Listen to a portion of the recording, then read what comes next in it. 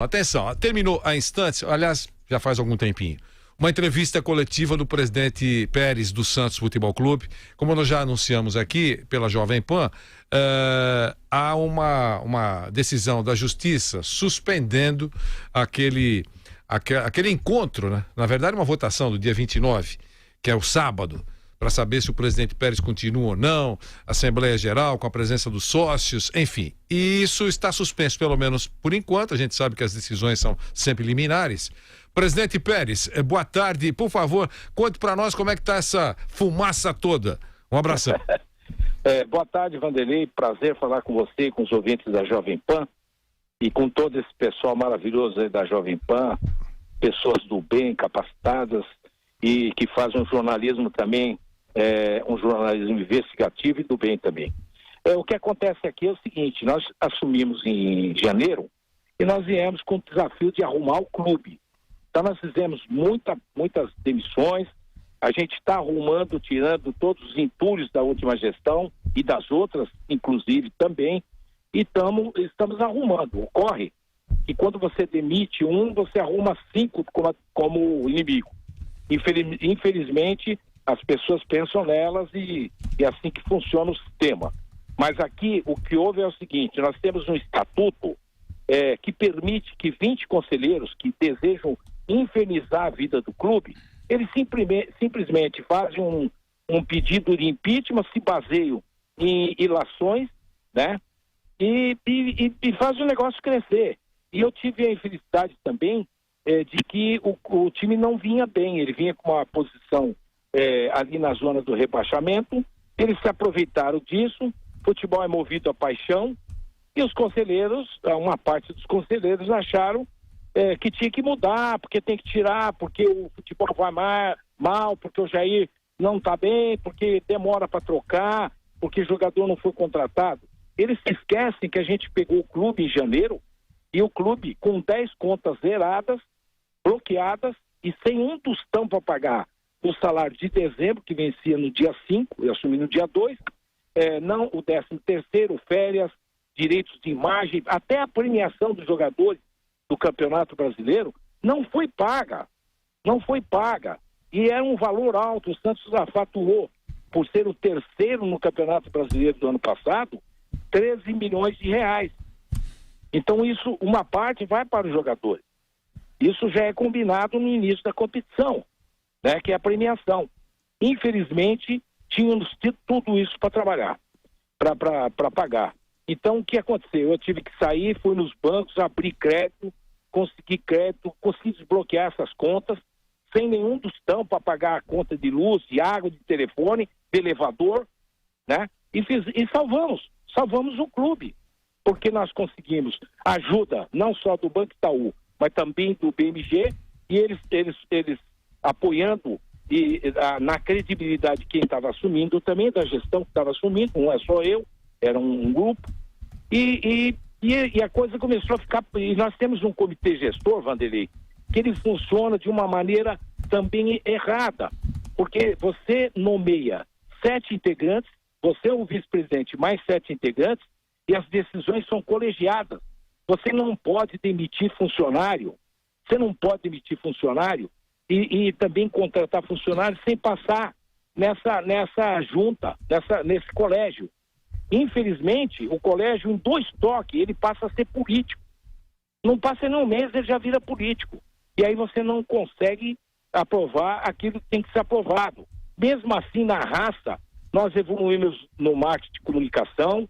Hoje acabamos de apresentar um novo patrocinador, amanhã também um outro.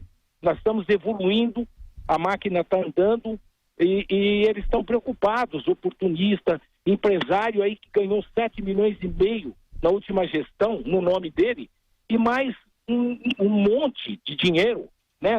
O total de 27 milhões, que foi para parentes, que foi para amigos, para jogadores que empresariavam. Então teve tudo isso. Nós tivemos caso aqui, Vanderlei, só para finalizar, nós tivemos caso aqui de luvas do jogador Vecchio, né? De luvas, 5 milhões e 300 mil pago à vista, quando o praxe é que ela seja dividida, né, ao longo dos anos de contrato. E esse dinheiro foi pago na conta de empresário, de um outro empresário. E o jogador fez uma acusação, ele veio a público dizer, olha, eu recebi 750 mil reais. O restante está com esse cara. Então, adotamos agora a linha também, que também deixou muita gente aborrecida, que é pagamento de luvas na conta do jogador. Pagamento de salário ou de direito de imagem da conta do jogador. Nós não pagamos mais nem um centavo na conta de terceiros. Entendi. Então, o Mauro Betting está aqui, o Gabriel Dias, o nosso Márcio Espímpolo e o Tebas, e nós estamos aqui. Eu queria que todo mundo vai fazer uma perguntinha para o senhor, presidente. Mas então, só para deixar claro, por enquanto, por uma decisão da Justiça, a Assembleia do próximo sábado está suspensa. Correto, né? Isso é correto?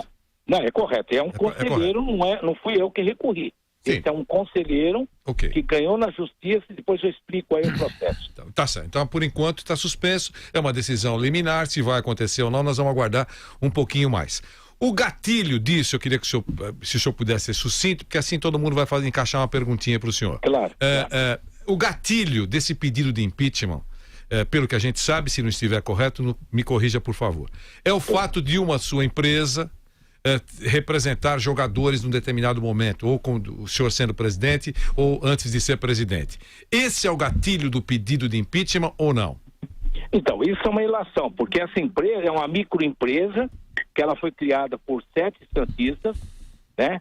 E essa empresa, microempresa, ela foi criada em 2005. Ela funcionou 8 meses, Vanderlei. Entre aspas, porque também ninguém era do ramo. E nós... De pleno acordo, a gente fez a empresa dormir, quer dizer, ela está inativa, e essa empresa vem até o presente momento sem nenhuma movimentação.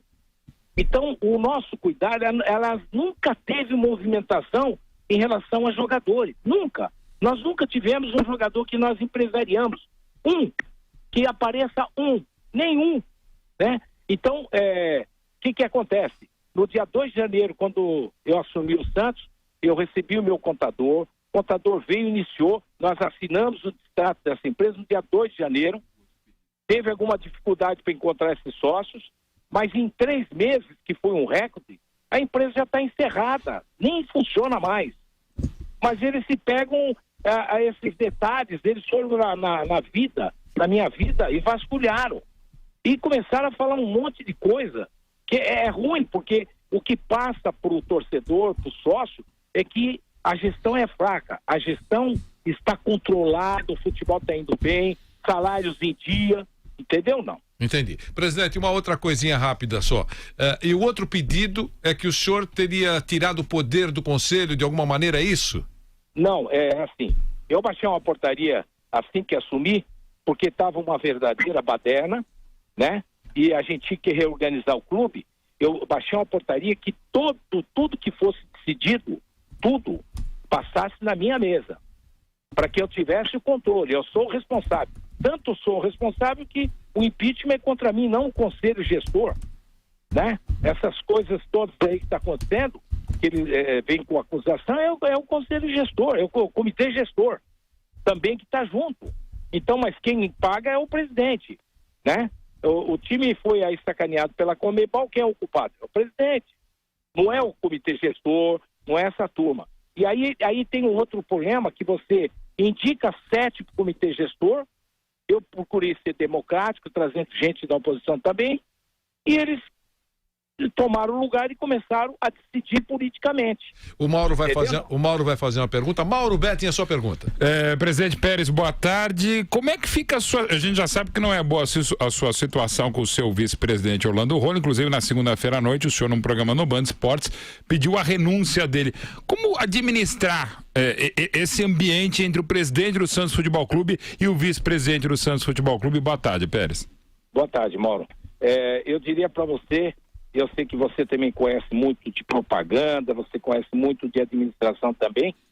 Como é que você faz gestão em que tem um vice que o tempo todo fica te espetando?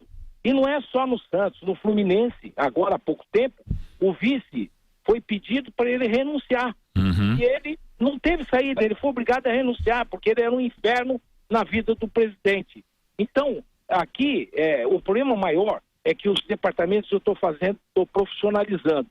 são 4 áreas profissionalizadas: administração e finanças, a parte de comunicação, aliás, de marketing de comunicação, que está com o Frazão, inclusive, e a parte jurídica e a parte de esporte. Então, esse bloco é profissional. Quem vai admitir, são esses profissionais. E eles podem e têm o direito de ter a equipe qualificada que eles assim entendam, né? Mas nós vamos cobrar resultado deles também. Mas eles é que vão demitir. Parar com esse negócio de acabar uma eleição, ser obrigado a dar emprego para um monte de gente trabalhando na eleição. E a prática que é existente no Santos. No primeiro dia que eu assumi, já tinha fila, dizendo, não, eu vim aqui cobrar meu emprego. E aí a gente não cedeu, mas o meu vice cedeu bastante. Então, o que acontece é que nós fazemos estamos fazendo uma profissionalização no clube, vamos contratar só via RH. E o meu vice é um problema. E é um problema que não tem solução, porque já em outras gestões ele fez a mesma coisa. Só que eu errei quando eu aceitei fazer uma coligação para ganhar a eleição. Entendeu? Já me arrependi e a única maneira de tocar o clube é ele pedindo a renúncia dele. Gabriel Dias faz a pergunta ao presidente José Carlos Pérez, ao vivo no Esporte em Discussão. Diga, Gabriel. Bom, olá, Pérez, um abraço a você, obrigado por atender a Jovem Pan. Em entrevista aqui à Jovem Pan no começo do mês, o Andrés Rueda, que foi um dos candidatos que disputaram ali a presidência do clube, ficou até a menos de 200 votos longe da primeira colocação, disse que havia conversado com você em um dos debates sobre o Conselho de Gestão, o Comitê de Gestão do Santos, e que você havia afirmado a ele que seria ouvido. Ele te acusa de ser um presidente que resolve tudo sozinho e que não coloca para o comitê de gestão. Inclusive, desde o começo do mês, 3 conselheiros já deixaram o comitê. Como você se defende dessa acusação de uma pessoa que se tornou seu aliado depois da sua eleição? No início da minha fala, não sei, talvez tenha percebido, eu disse exatamente isso. Você indica 7 pessoas e as pessoas sentam na cadeira, como no comitê gestor, e vão nas áreas da palpite. E não pode ser assim. O comitê gestor é para decidir as decisões colegiadas. O dia a dia é impossível. Engessa o clube. Mas eu tenho seguido todas as regras. Ocorre, se pegar a entrevista do Andrés Rueda no dia que ele saiu, foi elogio, e ele fala, você pode olhar no Google, ele diz que tudo que ele pediu para mim eu fiz, e de fato eu fiz, né? Nós aprovamos um regimento interno que ele apresentou. Ele apresentou regimento interno, ninguém mexeu, para dar mesmo poder para ele também, né? Só que tem um detalhe, esse regimento interno não passou no CD. O presidente do CD, ele disse o seguinte, que com esse regimento interno não há presidente. Não há. Você não consegue trabalhar. Você imagina você ter uma empresa, chega nela, ou você é eleito presidente de uma empresa, que lá tem 9 caras com caneta. 9 canetas. 9 canetas ninguém trabalha. Porque um vai lá, admite, faz, você toma bola nas costas, aí o outro vai lá, faz, aí vai o presidente, faz outra coisa. Cara, vira uma baderna. O Brasil, o presidencialismo, ainda é a única forma no Brasil de funcionar. Porque esse comitê gestor ele devia ser apenas decisório, né? É a gestão colegiada, mas decisória, não entrar nos departamentos, né? E eu tive um caso, eu não vou citar o nome, de um dos conselheiros que vai no departamento jurídico e diz o cara, olha aqui, você não vai na do PES que você vai se ferrar, por não dizer um outro palavrão. Entendi. O Márcio Espípolo faz uma pergunta ao presidente José Carlos Pérez. É muito comum, né, Vanderlei, em época de eleição, acontecer aliança. Eu cito até recentemente no São Paulo um problema que houve entre Leco e Roberto Natel. E em uma das respostas anteriores, o presidente Pérez disse que problemas ocorreram também em gestões passadas com o rolo. Podem ser 5 candidatos, 4 candidatos, aí um retira a candidatura, apoia A, apoia B, apoia C, e há essa troca, essa aliança que é formada, promessas podem ocorrer e essas coligações são feitas visando o interesse de cada um no momento da eleição. Pérez, se o rolo já tinha dado tanto problema em gestões anteriores, por que você fez essa aliança com ele sabendo que ele poderia te dar problemas? E uma outra questão que eu escuto de muitos amigos santistas: cadê o dinheiro do Rodrigo? Bom, eu vou começar pelo dinheiro do Rodrigo. O dinheiro do Rodrigo, meu amigo, ele está controlado. Nós estamos recebendo do real de maneira bem... a cada despesa nós estamos puxando dinheiro. Existe uma comissão minha interna, vendo aonde esse dinheiro está indo. Para você ter uma ideia, pagamos já 40 milhões da gestão anterior. Nós temos já hoje no portal da transparência que nós criamos, 40 milhões de reais nós pagamos da última gestão. Então, quando você pergunta onde está o dinheiro, e outra, são duas pranchas. Uma prancha a gente recebe agora e uma outra só no ano que vem, em julho, né? Mas esse ano, para você ter uma ideia, nós pegamos o clube com 119 milhões de reais para ser pago até 31 de dezembro. E é tudo dívidas que já foram negociadas, já foram roladas. Acontece que a máquina vai empurrando para frente, chega uma hora que a máquina emperra, porque você não tem mais como empurrar para frente, e aí começa a ficar tudo parado. Eu diria para você que a venda do Rodrigo salvou o Santos. Entendi. Peraí, Vanderlei, só se ele já sabia que a aliança com o rolo seria problemática, por que ele fez? Meia culpa, porque eu acreditei.